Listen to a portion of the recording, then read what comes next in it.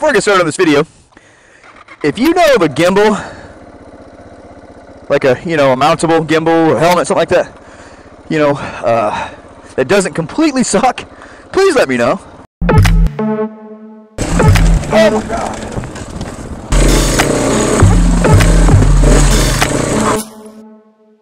This month and next month, we're having a subscriber appreciation giveaway. We're giving away a T-Rex Racing Versus X crash guard, and then the following month, a Versus X bash plate. Both new in the box, both from our sponsor T-Rex. Those are some definitely legit products worth a couple $100 each. It's just our way to say thanks for supporting our channel.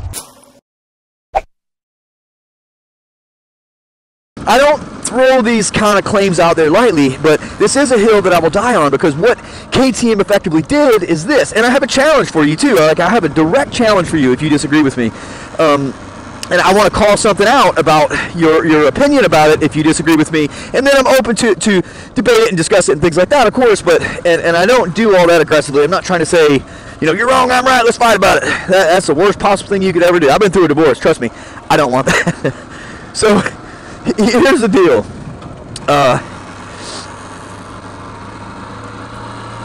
Dual sport adventure touring is what I call what we do now, because it's not just adventure touring. I've been in places with like my F800 GSA that have just been hellish, like, because it's such a big bike. And I'm a little guy too, that factors in. But I'm just saying that I can, and I'm not saying I could speculatively. I've done this, and I've had it done with me on an F800 GSA, where the KTM 690, and currently the one I'm on, actually belongs to 690 ADV 690 Garage Joe.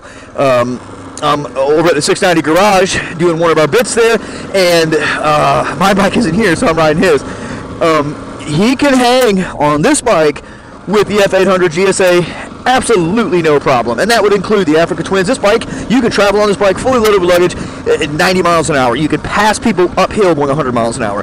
But then when you get someplace that's technical, like we did Engineer Pass recently, and he just flew up the side of it, and he's not a better rider than I am. It's just a different bike. It has full dual sport capability. It has that fierce, vicious bite of a high-producing, smaller displacement single-cylinder motorcycle, like a 250, like a racing 250, and it has that sort of just vicious grunt to it, but at the same time, you can get out and truly eat miles on this bike, whereas you couldn't do that. Like, I wanted to get a WR 250 L, I think. I'm confused. Anyway, and my son's touring on a CRF 250L rally, and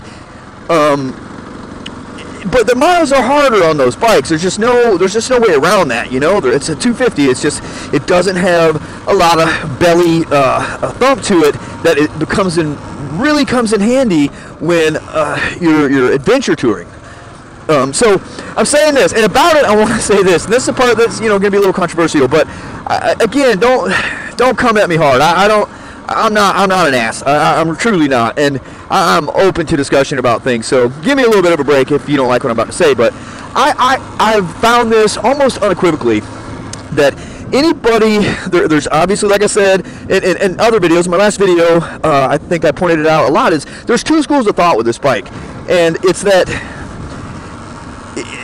there's people that love it and people that hate it. And what I found is that everybody who hates it hasn't ridden it. There's no place for me to explain to somebody, or debate with somebody, explain to somebody, even depart to somebody what we people who have ridden these bikes, the 701, the 690, and there are other bikes too. Don't get me wrong. I'm not speaking to all bikes, and I'm certainly only speaking to bikes that are available in the U.S. Like the XR650R, which is discontinued for some ungodly, unknown reason. What a marvel of a bike Honda had there, but I digress. My point is that if you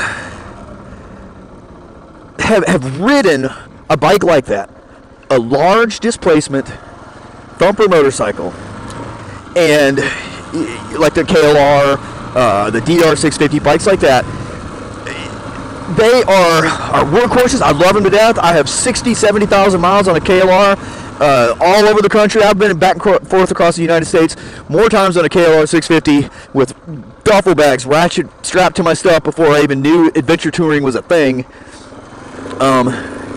So I'm not discrediting those bikes. I'm just saying this: they are a completely different animal. So what I found is the people that are the naysayers of the KTM 690, they truly just don't understand because they haven't pulled the throttle on this bike. I've yet to meet a person who's pulled the throttle on a KTM 690 Enduro R and said that sucks.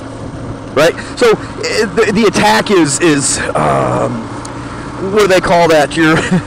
Your go-to attack is you know, oh, it's unreliable. That's absolutely not true. They had some problems. They did, you know, but they innovated very quickly and they made some mistakes. But what they've ultimately done is created a marvel single-cylinder thumper motorcycle. This thing is unfreaking believable. When you roll on the throttle of this thing, I can hang with some sport bikes like a crotch rocket, 600cc crotch rockets. From 0 to 60, if I can keep the front tire of a KTM 690 down, I have a chance. I honestly have a chance. That's insane. And if you've ridden KLRs and the other large displacement thumper motorcycles, single-cylinder motorcycles, you know that that's a bizarre thought to consider. And so I have to say to people is that if you haven't ridden one of these motorcycles, there just is no way for me to explain to you, or anybody to explain to you, what we're talking about. And again, this is not against those motorcycles. So I would challenge you to go ride one and really, really and truly do the current research on these motorcycles, their reliability, what people are doing on them, and how that translates in the big picture to the diversity of the ride that you're on. Man, because at the end of the day, guys, we're touring full-time right now. Crazy circumstances that have allowed for that we planned for a long time and worked out. But if you... How can I say that? So we...